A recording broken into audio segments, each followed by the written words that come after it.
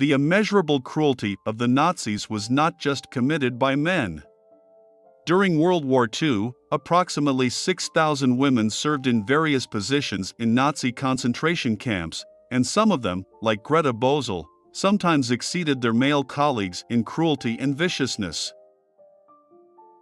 It has long been believed that nurses save lives and relieve suffering, but Nazism managed to turn this compassionate profession into a tool for the inhumane conveyor belt of death. Greta Bezel, née Müller, prior to the war, was remembered as an experienced and caring nurse.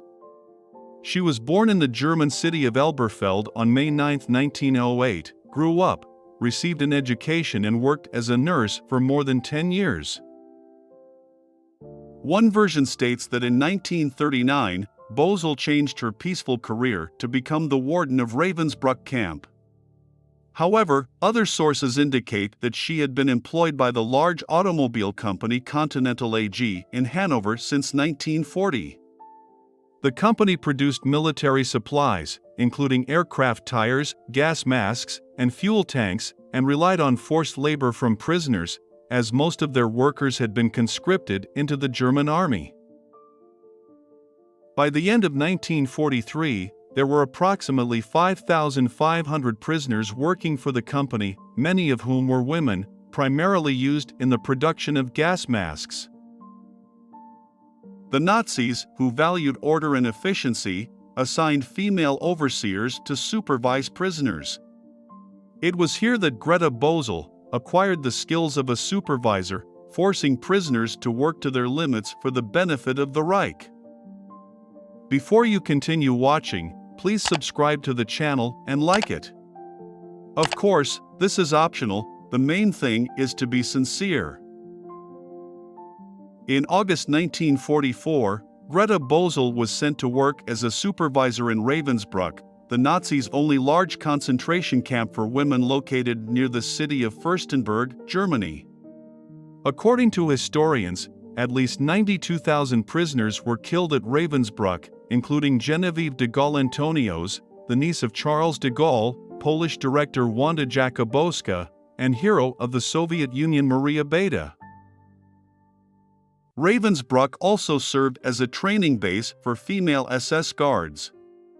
During its existence from 1938 to April 1945, approximately 3,500 women were trained there, including Greta Bezel.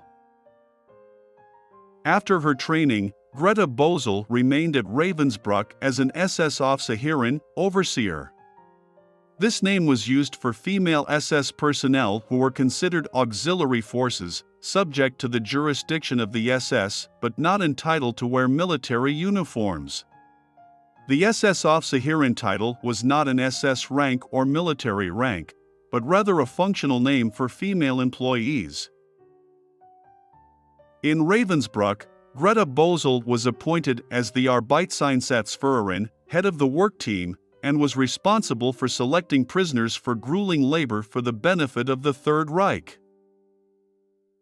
The sadistic nature of Greta Bezel was on full display in the way she treated the female prisoners in the concentration camp.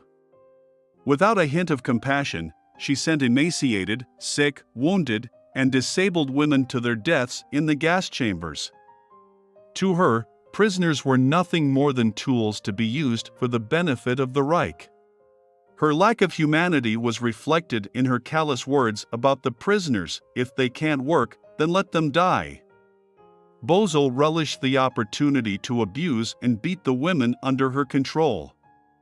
As the end of the war approached, Ravensbrück became a death camp, and in a few months, from the end of January to the beginning of April 1945, around 6,000 prisoners were either gassed or shot. Due to the destruction of almost all records by the SS before their escape, the names of most of the victims remain unknown. In April of 1945, as Soviet troops approached Ravensbrück, the Nazis began to evacuate the camp and forced over 20,000 exhausted prisoners on a death march to the west. On April 30th, Soviet forces entered the camp and rescued around 3,000 emaciated women. However, Greta Bezel and her husband managed to escape before the liberation and were later arrested by British troops. According to the verdict of the trial of the staff of the Ravensbrück concentration camp, which took place in Hamburg from December 1946 to February 1947, Greta Bezel was sentenced to death by hanging. The court found her guilty of mass murder, abuse, and involvement in the selection of prisoners for gas chambers. On the morning of May 3, 1947, British executioner Albert Pierrepoint carried out the sentence in the Gamelna prison. Greta Bezel was hanged along with the warden of the same camp, Dorothea Binz. I have already told about this girl in my last video. You can find it on my channel. It's important to note that not all female supervisors were sentenced to death. Many were simply imprisoned for a lengthy period, such as 10 to 15 years. However, Greta Bezel's sentence could not be reduced because of the evidence of her cruelty as a supervisor. It's important to remember that the story of the concentration camp is not just about the wardens and their fate. Many former prisoners suffered physical and psychological trauma, and many did not survive the ordeal, even after liberation. After the war, the Ravensbrück camp was dismantled and the buildings were partially destroyed. The site was later turned into a memorial in honor of the victims and serves as a reminder of the atrocities committed there.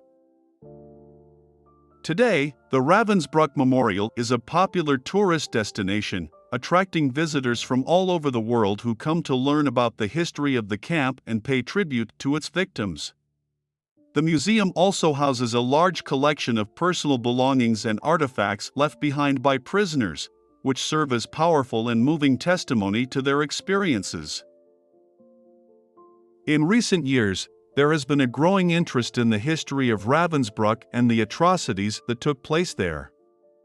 This has resulted in increased efforts to preserve the memory of the camp and its victims, including the creation of new exhibitions, memorials, and educational programs. The memories of the atrocities committed at Ravensbrück remain deeply ingrained in the collective consciousness, serving as a powerful reminder of humanity's capacity for evil. However, the story of Ravensbrück also serves as a testament to the strength and resilience of the human spirit, as well as a call to action to ensure that such horrors are never repeated again. Thank you for watching this video until the end. Please consider subscribing to my channel and giving it a like if you enjoyed it.